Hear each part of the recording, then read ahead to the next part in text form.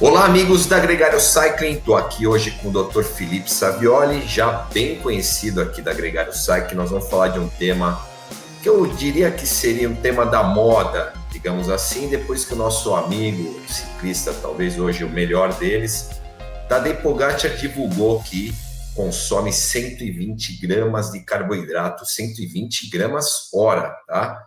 De carboidrato nos treinamentos e também nas competições. Ele fez uma entrevista com o Peter Attia, o Iñigo Samilan, que era o ex-treinador dele, né? E ele também já tinha comentado sobre esse assunto. E aí, vou fazer já a primeira pergunta, doutor. 120 gramas é para todo mundo ou 120 gramas para todo mundo pode colocar alguém em risco? Bom, boa tarde também, mais uma vez, obrigado ao Gregário pelo convite, e infelizmente não, 120 gramas não é para todo mundo, tá? Inclusive tem relatos já de 150 gramas, tá? Mas isso é para alguns atletas.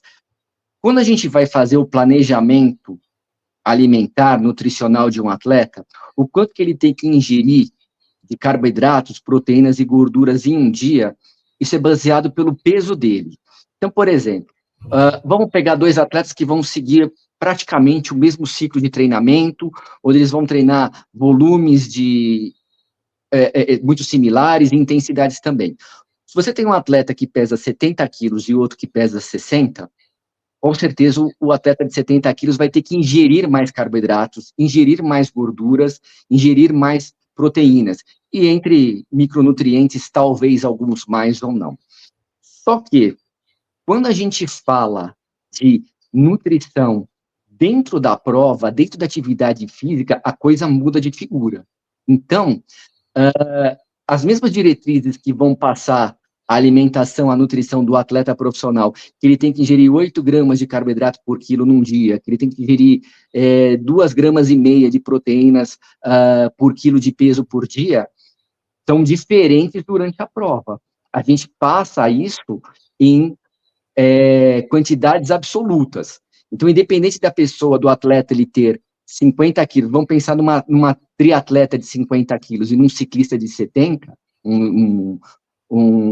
não propriamente um escalador, mas às vezes um sprinter, que pode ter um pouco mais de massa muscular, a quantidade que a gente prescreve de carboidratos durante o treino é em números absolutos e não tem uma relação com o peso dele. Por quê? Porque você vai encontrar, principalmente no esporte profissional, aquela triatleta de 50 quilos que vai ingerir 90 gramas, 100 gramas de carboidrato por hora e não vai ter problema nenhum. E quando eu digo problema, eu estou falando de absorver esse carboidrato e poder oxidar, porque a maioria não consegue uma quantidade tão grande e aquele carboidrato fica no intestino e aí começa a ter queixa gastrointestinal, pode ter um pouquinho de azia, pode ter um pouquinho de diarreia e pode comprometer isso totalmente a prova do atleta. E, ao mesmo tempo, você tem pessoas que conseguem absorver toda essa quantidade de carboidrato e isso vai ser uma vantagem para ele, uma grande vantagem. Quanto mais carboidrato o atleta conseguir absorver durante o exercício físico, sem ter uma queixa gastrointestinal, que é o nosso grande receio, melhor vai ser para ele e melhor vai ser para o desempenho dele. Inclusive, o Pogačar, ele comentou sobre isso na entrevista, né, que ele teve que fazer uma adaptação, né, o gut training, né, que eles chamam, que é uma adaptação do intestino, não é da noite para o dia que você consegue consumir essa quantidade de carboidrato, né, e isso não te fazer mal, né. Agora, eu queria até perguntar uma coisa que eu acho importante. Tem essa questão do intestino e tem a questão também de, talvez, quanto mais carboidrato você ingere, você, de certa forma, você diminui também a oxidação de gordura, e isso, de certa forma, para um exercício prolongado, ele acaba antecipando a fadiga. Você acha que esse consumo exagerado, eu vou falar do consumo exagerado, primeiro esse motivo, tá? Mas eu também queria falar de um outro também que eu considero super importante, que é em relação à saúde. né? Então, primeiro vamos entrar nesse ponto, porque a oxidação da gordura também é importante para o exercício prolongado. Talvez digamos a base de tudo. Então, se você tem um sistema glicolítico mais operante dentro do exercício, a gente sabe que o sistema glicolítico ele não é um sistema tão amplo como é o sistema oxidativo, né, de gordura.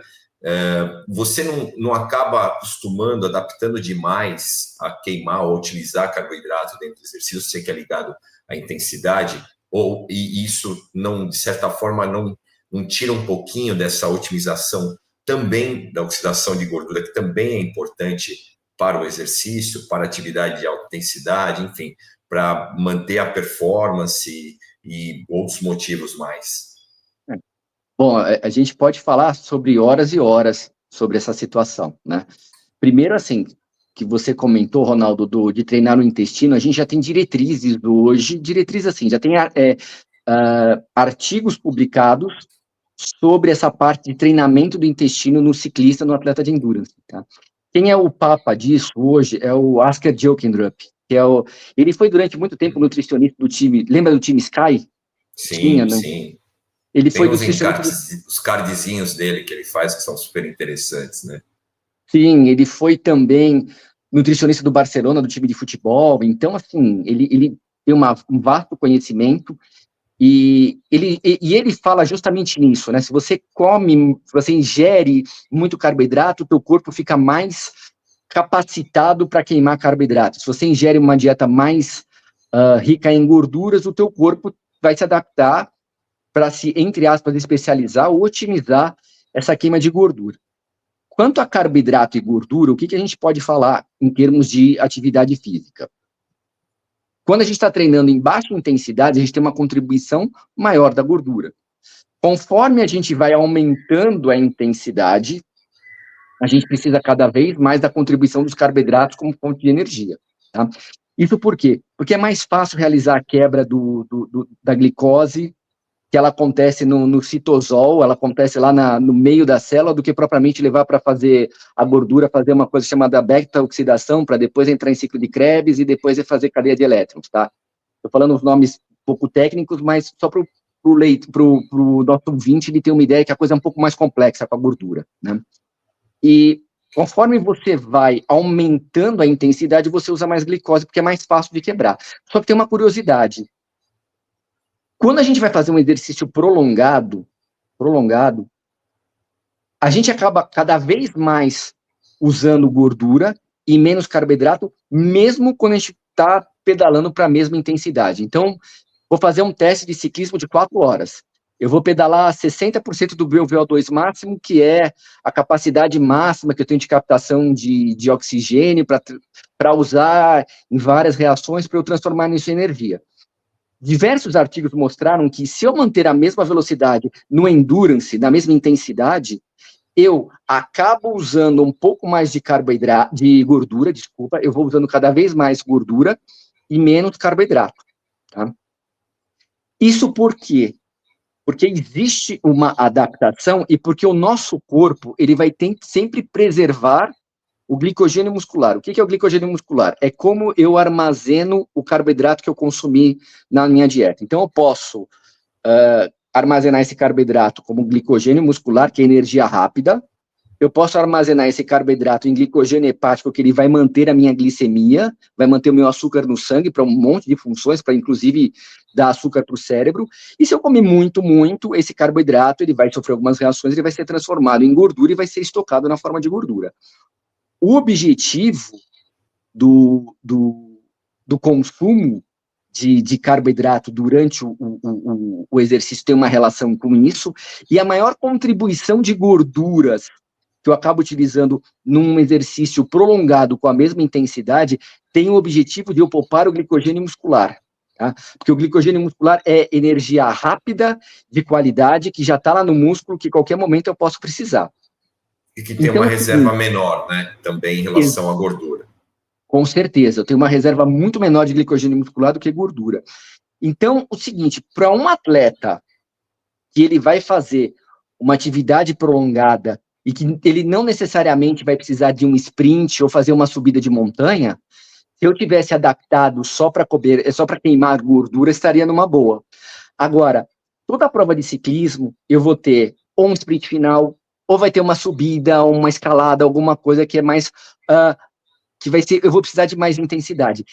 E, além disso tudo, para eu gerar a mesma quantidade de energia, o carboidrato, ele me exige uma quantidade menor de oxigênio do que a gordura. Tá?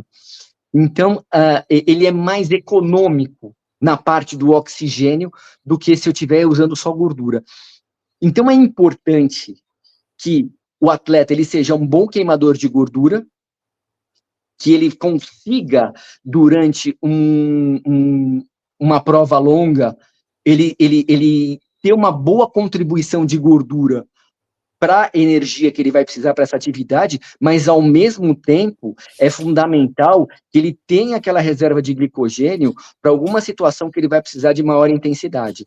Porque, embora o exercício ele vai exigir uma quantidade maior de oxigênio para oxidar, para queimar gordura, e isso, teoricamente, ele é uma desvantagem num primeiro momento, mas se eu for analisar numa intensidade moderada, não uma intensidade baixa, isso pode ser muito interessante. Por quê? Porque eu tenho maior estoque de gordura no organismo, e porque eu não preciso desse mega rendimento, porque eu estou fazendo uma intensidade moderada, eu não estou fazendo uma intensidade alta. Então, mesmo se eu tiver que usar um pouquinho mais de oxigênio no meu corpo, está tudo bem, porque eu estou aí a 60%, 50% do meu VO2 máximo. Então, eu tenho vantagens em relação à gordura nessa utilização. Porém, se eu tiver um sprint, se eu tiver uma montanha, que escalar uma montanha numa etapa de 250 quilômetros, que tem aí 10 graus de inclinação, aí eu vou precisar desse glicogênio muscular, eu vou precisar do carboidrato para ele me otimizar o rendimento, para ele não me custar o oxigênio e para eu ter aquela intensidade alta nessa situação. Legal. É por isso que bastante treino em Z2, né, é super importante. E dependendo da etapa, a gente sempre fica batendo ali no glicolítico, né? Estamos ali no oxidativo, ficamos lá batendo no glicolítico toda hora que você precisa, né? Eu acabei de voltar de uma prova onde foram 5 etapas e foram etapas aqui. As provas no Brasil, é lógico que não são todas, mas as provas a nível profissional, elas são muito intensas.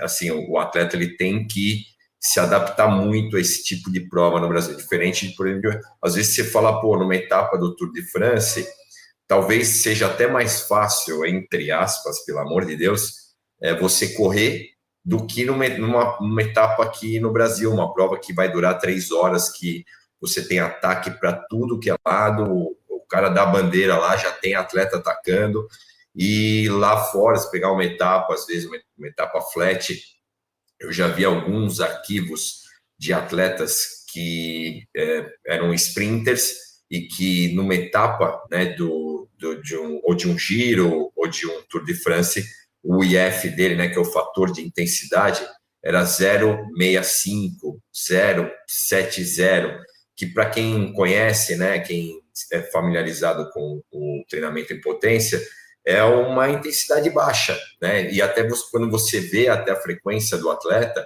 uma frequência média super constante, mas também super baixa.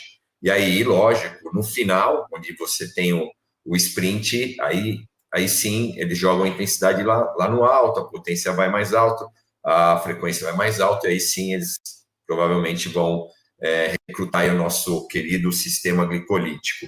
Agora, doutor, tem uma coisa que também mudou bastante, e isso eu ouvi dizer, e fizeram uma entrevista da GCN com os atletas e com os diretores de equipe. E parece que, principalmente em época de Tour de France, esses caras, eles estão jantando menos, a prova geralmente larga meio-dia, né?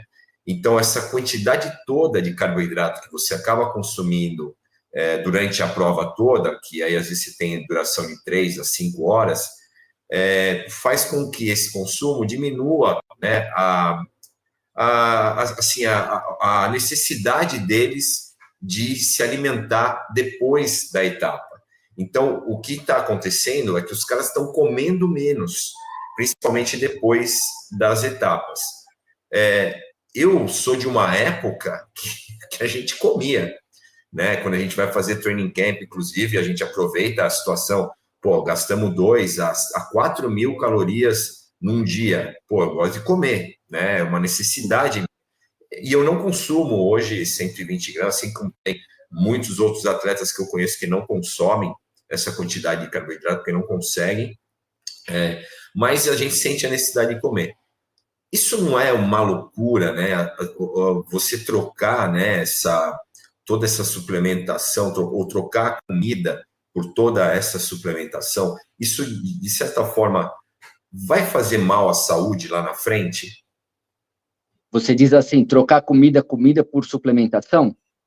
Porque ele acaba se alimentando muito durante a etapa e ele sente menos necessidade de comer depois da etapa, entendeu? Então, essa troca, será que, não, de certa forma, não vai ser ruim ou para a performance dele ou até mesmo para a saúde, já que você tem o dia a dia de treinamento e esses caras treinam de 3 a 6 horas por dia, é um volume alto, a semana de treino deles a média é 20 horas, mas esses atletas nível World Tour, eles estão em média 25 horas por semana. Então, eles fazem muito treino de 5, 6 horas, justamente para adaptar essa questão que você falou, que é o sistema oxidativo. Quanto mais ele usar o sistema oxidativo, menos ele vai bater lá no glicolítico, quando aumentar a intensidade.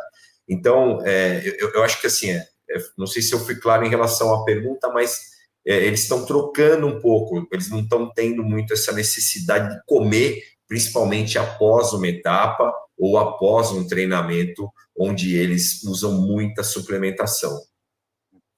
A gente ainda não tem nenhuma diretriz específica a respeito do que poderia ser uma deficiência de micronutrientes, que eu estou falando de vitaminas e minerais, né? Porque provavelmente você está trocando gel de carboidrato, soluções aí de maltodextrina que você está tomando num squeeze com outras coisas, do que propriamente você comer um alimento, uma fonte energética que vem da natureza, que tem outras coisas que a gente precisaria, né? O que o Comitê Olímpico Internacional, o Colégio Americano de Medicina Esportiva, eles falam, é para a gente ter cuidado um pouco mais com ferro, cálcio e vitamina D, tá?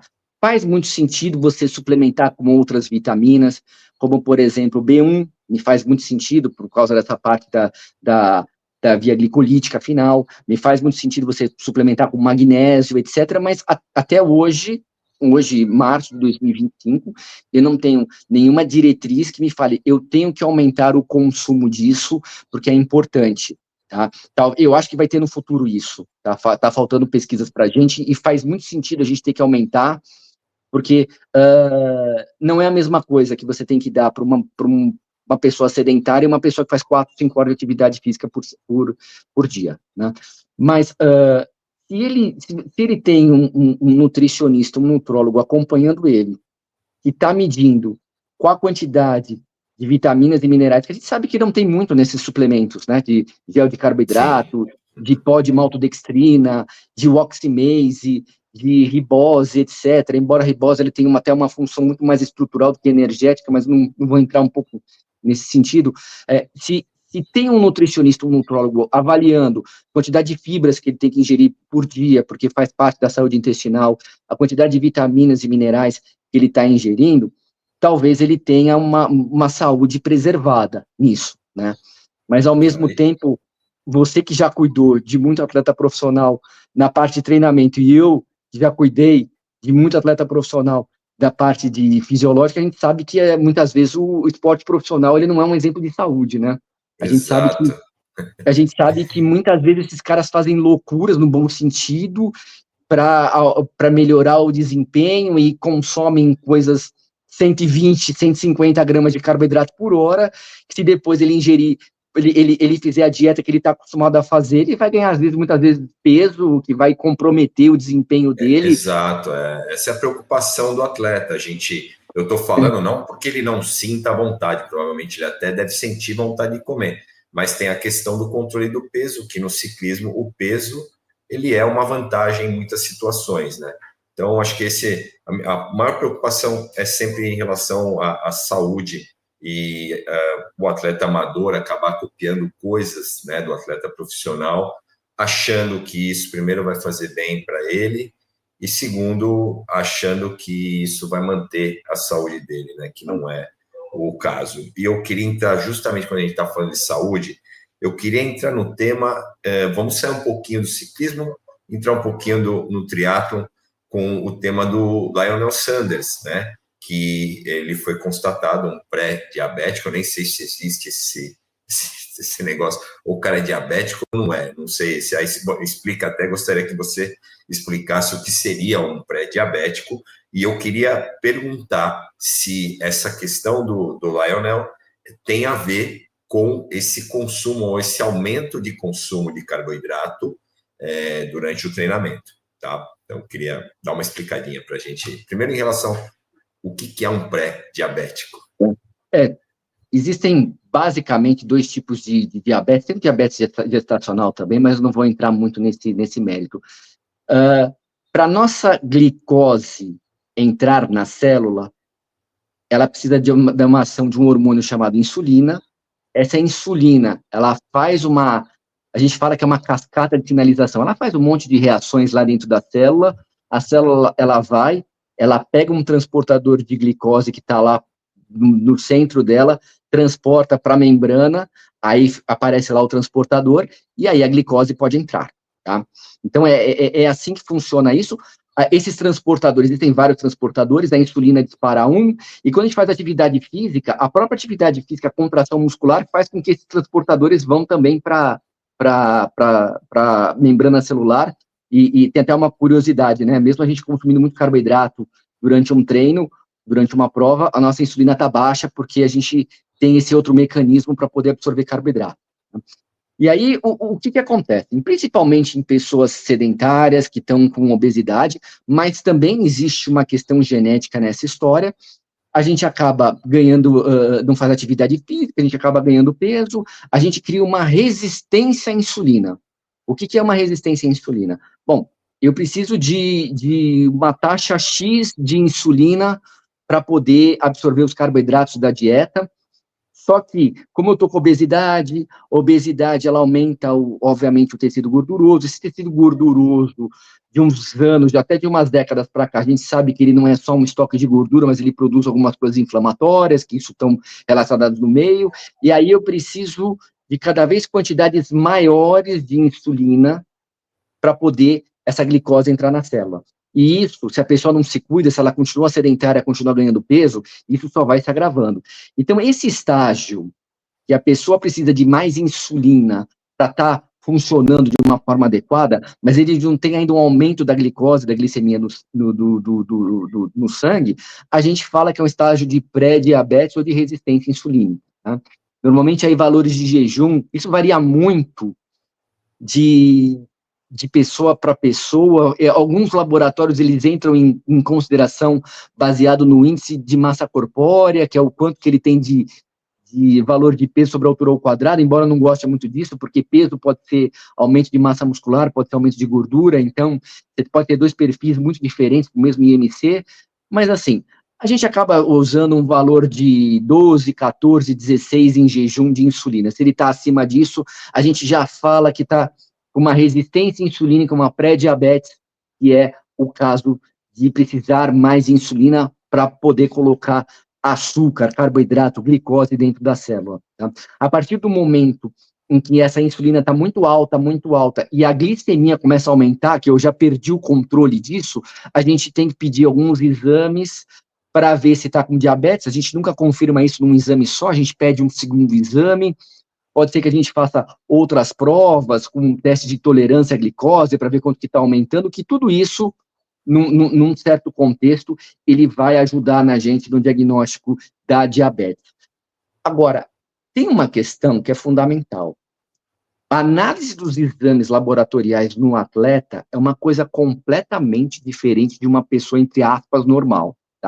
Você permite algumas alterações no exame laboratorial e uma pessoa que não está acostumada com isso, um clínico que não atende atleta, ele vai achar muitas vezes que o atleta está com insuficiência renal, que não está, ele vai achar que o atleta está com diabetes, coisa que não está, ele acha que vai estar num problema hepático, e ele não tem nada disso, ele está uma pessoa perfeita. Aliás, eu atendi a questão de um mês atrás, um atleta que você acompanhou, que você ajudou a ele ir para o Mundial de 70.3 de Ironman, tá? Que ele foi, porque você ajudou toda na formação dele, e você pega os exames laboratoriais dele, você vai falar, eu tenho que internar esse cara aqui, porque ele está com a ureia e creatinina aumentada, mas ele faz uma ingestão de proteína muito alta, ele suplementa com creatina. Ah, ele está com um TGO, assim, aumentadíssimo. Mas o TGO, além de estar no músculo, de estar no fígado, ele está no músculo também. E a gente faz uma diferença quando... É muito comum você pegar o atleta com TGO, TGP aumentados, que são as enzimas hepáticas, mas com TGO muito mais aumentado que o TGP. Isso o médico do esporte tem que saber avaliar. Muitas vezes você pode pegar ele com bilirrubina alta por causa ele é um corredor, e aí você pode achar que ele está com um problema hepático junto. Mas uma coisa que eu sempre pego nos atletas de endurance é que eles têm, uma boa parte deles, não todos, tá? Mas uma boa parte deles, eles têm hemoglobina glicada alterada. O que é isso? Esse é um dos exames que a gente avalia para chegar num diagnóstico de diabetes, tá? Então, normalmente, a gente pede uma insulina, a gente pede uma glicemia, e a gente pede uma hemoglobina glicada para ter uma ideia do status glicêmico, do metabolismo de carboidratos desse atleta. Pode pedir frutosamina, pode pedir um 5-AG, mas aí a gente está para estabelecer outras coisas. E a maioria a hemoglobina glicada, ela é uma média, assim, de um processo de glicação que acontece em algumas proteínas. No caso, a gente pegou hemoglobina, que é uma proteína, que é bem famosa, porque ela tem um átomo de ferro, na verdade ela tem 4, mas esse átomo de ferro é importante para o transporte de oxigênio, mas a gente está avaliando o processo de glicação nessa hemoglobina que a gente poderia estar avaliando em outros parâmetros também. Essa oscilação que o atleta de endurance tem, que ele faz muitas vezes hiperglicemia durante a atividade física, porque o corpo já está preparado para aquilo, é uma adaptação que ele tem. Depois ele vai e ele ingere uma grande quantidade de carboidratos. Só para você ter uma curiosidade, quando o Asker Jokendrup veio, a gente já citou dele aqui nessa entrevista, você lembra do Froome, não lembra? Sim.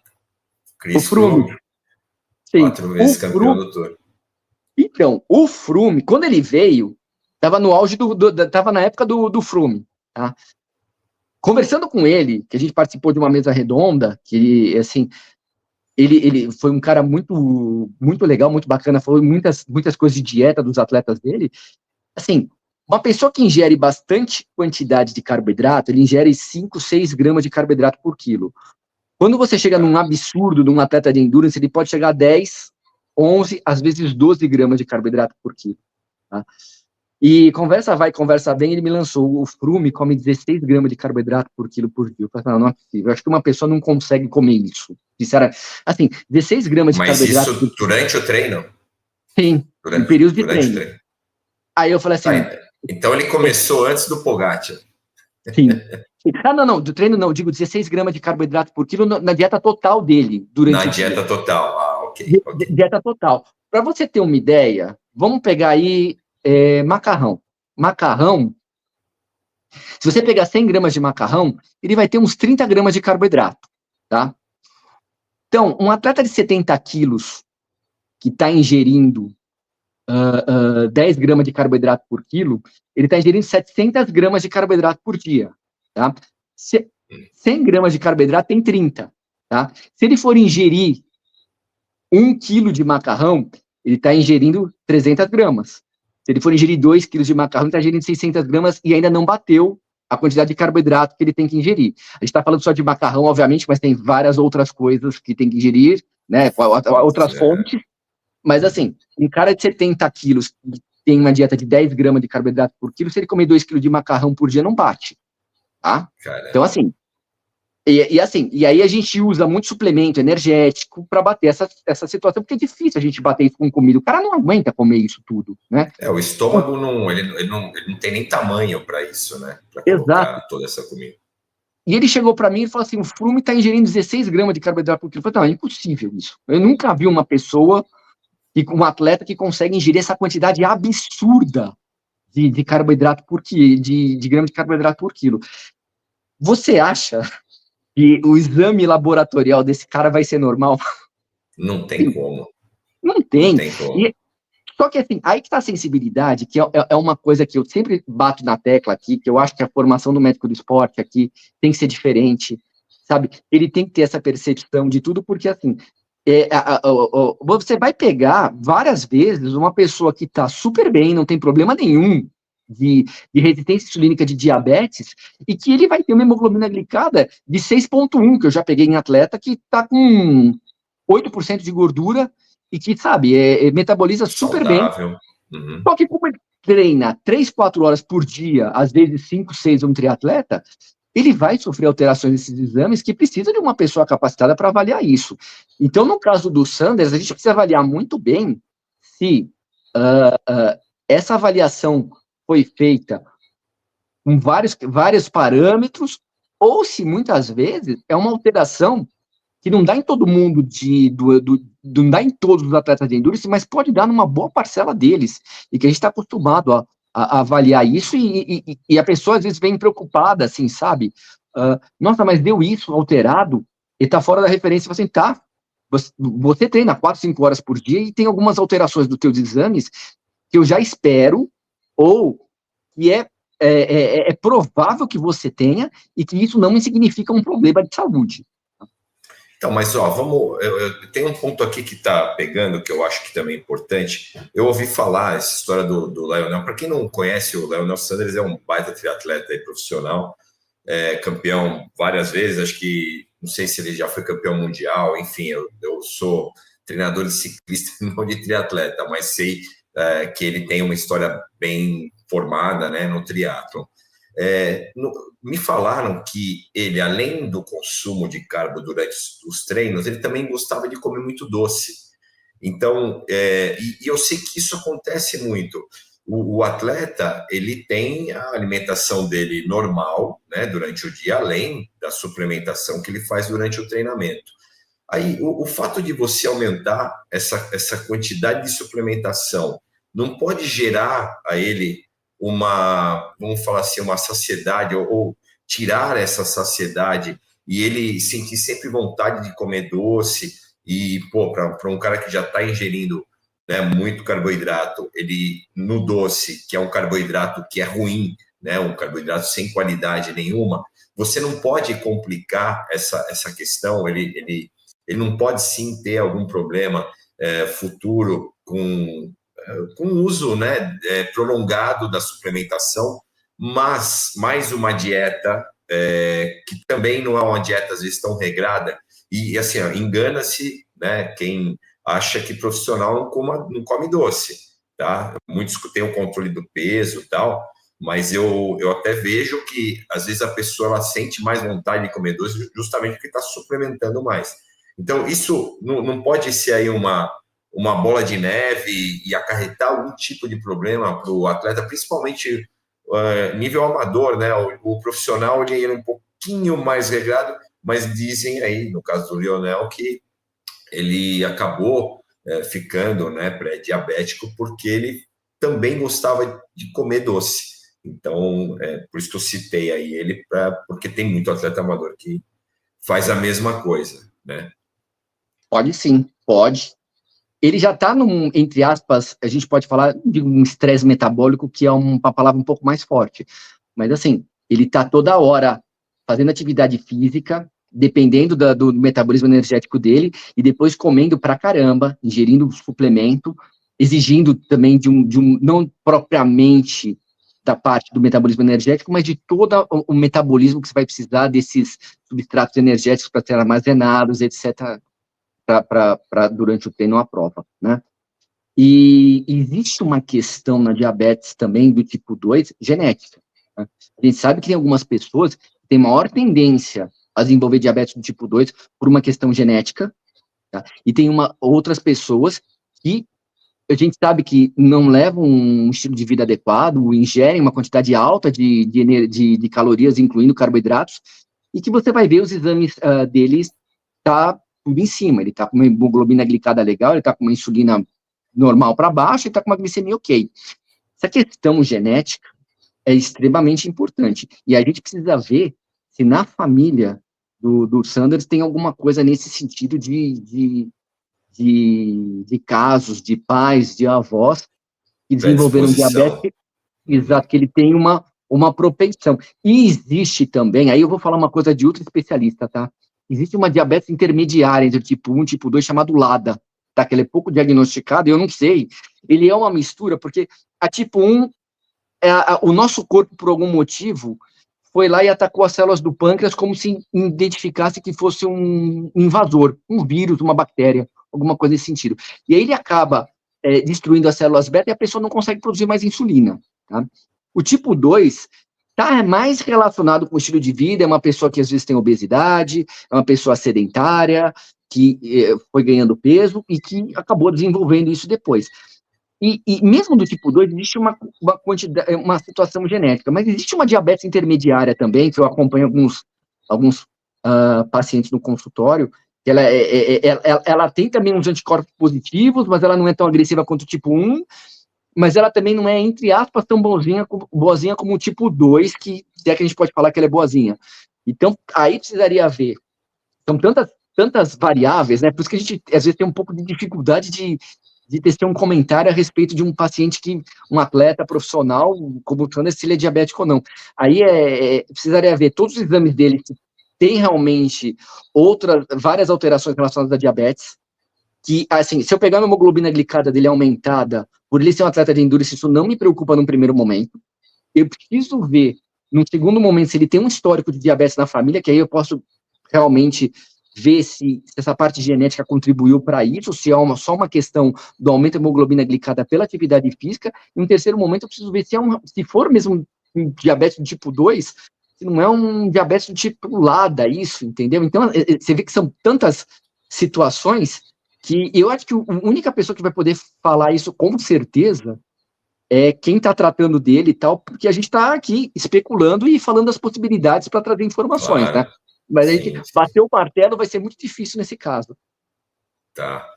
Bom, doutor, assim, ó, só para terminar, que acho que é importante, eu, por exemplo, o meu caso, né, eu sou um atleta quase aposentado, digamos assim, mas eu continuo consumindo meus 60 gramas no máximo, tá? Às vezes eu me dou conta, eu não consumi nenhum gel em 1 hora de treinamento, né? Mas eu me sinto bem. A gente sabe que toda essa suplementação é para melhorar a durability do atleta, para retardar a fadiga e tudo mais. Qual o conselho que você dá para um atleta que tem aí entre seus 40, 60 anos, né? Tem muita gente que ouve aqui a Gregário, né, nessa faixa de idade, que no caso, a gente tem aí a síndrome metabólica, né? E o metabolismo já não é mais aquela coisa e tal. Qual o conselho que você dá em relação a esse consumo de carboidrato? Menos é mais, o mais é menos? Você acha que funciona o quanto? Enfim, eu acho que seria legal a gente fechar, acho que a chave de ouro seria, eu sei que cada caso é um caso, mas de uma forma geral, como é que a gente pode aconselhar o nosso ouvinte em relação à suplementação de carbo, já que esse é o nosso tema hoje? Eu vou começar um pouco pelo atleta profissional, né, para a gente ter mais ou menos uma ideia.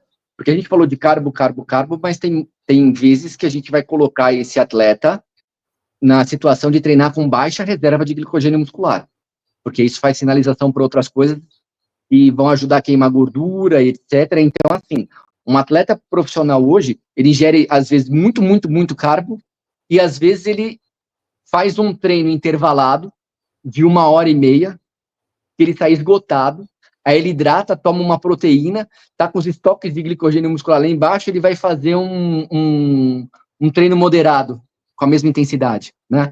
Então, isso, por exemplo, é uma estratégia que a gente faz para fazer sinalização, para queima de gordura e tal. Então, embora ficou famoso o train low, compete height, né, que às vezes a pessoa confunde isso com altitude, mas é treinar com baixo glicogênio muscular e depois competir com alto glicogênio muscular, hoje não é mais bem assim, né? Hoje os atletas, eles, além de fazerem a periodização do treinamento, eles fazem a periodização nutricional também. Vão fazer exercícios com baixo glicogênio muscular e com alto glicogênio muscular. O Froome mesmo, a gente falou que ele digeria 16 gramas de carboidrato, isso quando ele estava no período de alto glicogênio, mas ele treinava com baixa reserva de glicogênio também. Então tinha tudo essa situação.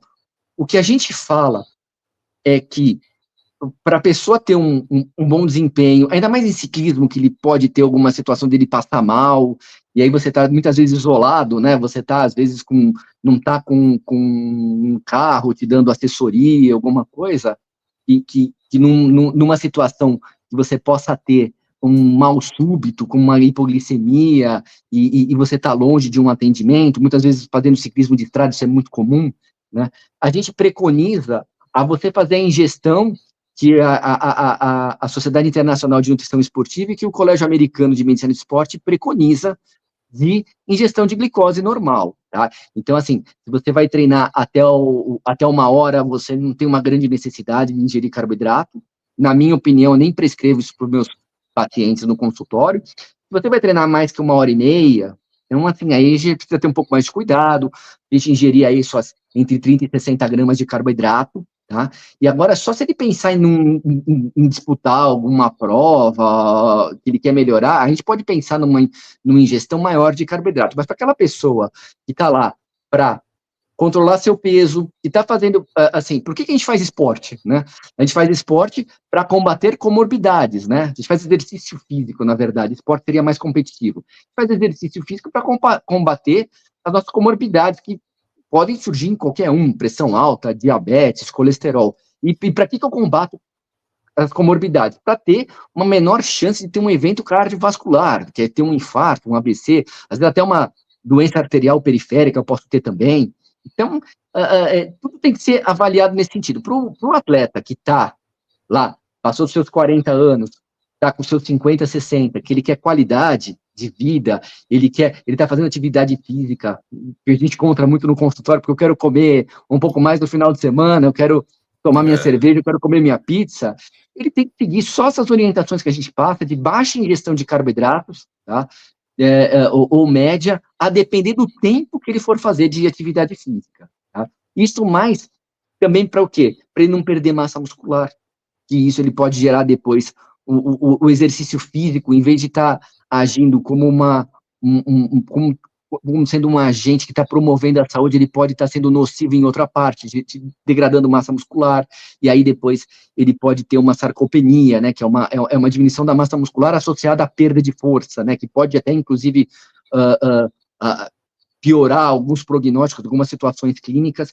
Então, ele segue lá as suas 30 gramas de carboidrato por hora, pode chegar às vezes umas 60 gramas de carboidrato por hora, quando for fazer uma atividade mais longa, e aí a gente vai monitorando isso com os exames periódicos e avaliações. Embora já tenha muito atleta amador, tá, que está usando aqueles sensores glicêmicos durante a prova, isso foi desenvolvido para o pessoal que tinha diabetes. Você colocava um sensor, você aplicava, aquilo ficava dentro da pele, podia nadar, podia tomar banho, tudo, e aí você era monitorado, a sua glicemia era monitorada o tempo todo. A gente via onde fazia picos e tudo mais. Tem muito atleta amador que não tem diabetes que está usando isso, e eu tenho acesso a esses dados, e eu tenho atletas assim que mantém a glicemia de jejum de 65, 70, 80, 65, 70, super baixo. Quando vai fazer atividade física, está acima de 220. Aí você vai falar assim, poxa, tem algum problema nisso? Não tem problema nenhum, a gente está monitorando isso, e aí ele chega preocupado, poxa, mas eu não imaginei que eu tivesse uma hiperglicemia tão alta durante a atividade física. Eu falei assim, olha, a gente tem poucos estudos sobre isso ainda, tal, mas isso é um padrão que tem sido visto no consultório de uma forma até, uma incidência razoável, que eu não esperava antes de desenvolver esse dispositivo, tá? Depois ele está normal lá, mantendo sua glicemia normal, pessoas com baixa quantidade de gordura. Então, eu acho que, assim, mantenha um mínimo de ingestão de carboidratos durante o treino, o que é preconizado pelo teu nutricionista, pelo teu nutrólogo, para você também não ter um efeito nocivo do atividade física em cima da tua massa muscular, principalmente, tá? E aí, se você for muito detalhista, a gente pode ver alguma coisa nesse sentido de fazer um monitoramento completo, que está trazendo algumas informações interessantes para a gente. Maravilha. Bom, doutor, antes de mais nada, muito obrigado. Foram informações super valiosas. É aquilo que a gente sempre fala aqui, né? O que serve às vezes profissional, muitas vezes não serve para o atleta amador, né? A gente aqui sempre visa não só a pessoa ter uma excelente performance, mas ter uma performance com saúde, que é o mais importante. E aí, a gente até, você mesmo comentou, nem sempre o atleta profissional é um atleta saudável, o que ele faz é algo saudável, né, para o ser humano normal, entre aspas, dizendo, tá? Muito obrigado pela presença, espero te ver aqui uma nova oportunidade para falar de outros assuntos. Obrigado aí aos ouvintes da Gregário, a gente se vê numa próxima, até lá. Obrigado pela oportunidade também.